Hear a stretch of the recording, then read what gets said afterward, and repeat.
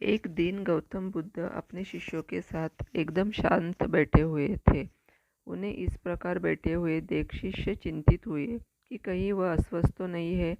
एक शिष्य ने उनसे पूछा कि आज वह मौन क्यों बैठे हैं, क्या शिष्यों से कोई गलती हो गई है। इसी बीच एक अन्य शिष्य ने पूछा कि क्या वह अस्वस्थ है, पर बुद्ध तो मौन रहे। तभी कुछ दूर खड़ा व्यक्ति जोर से चिल्लाया, आज मुझे सभा में बैठने की अनुमति क्यों नहीं दी गई है। बुद्ध आंखें बंद करके ध्यान मग्न हो गए।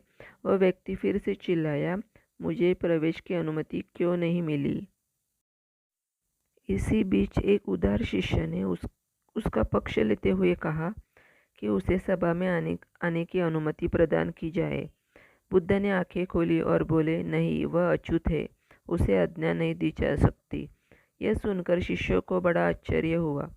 बुद्ध उनके मन का भाव समझ गए और बोले, हाँ, वह अछूत है। इस पर कई शिष्य बोले, हमारे आश्रम में जात पात का कोई भेद ही नहीं, फिर वह अछूत अछूत कैसे हो गया। तब बुद्ध ने समझाया, आज वह क्रोधित होकर आया है।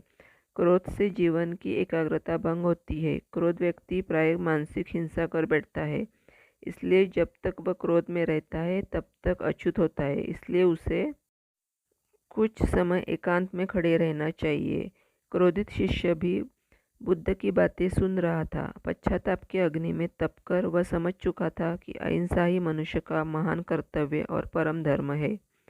वह बुद्ध के चरणों में गिर पड़ा और कभी क्रोध न करने का प्रण लिया। शिक्षा। आशय यह है कि क्रोध के कारण व्यक्ति अनर्थ कर बैठता है और पश्चाताप उसे बाद में होता है, जिसका कोई लाभ नहीं मिलता। इसलिए हमें क्रोध नहीं करना चाहिए।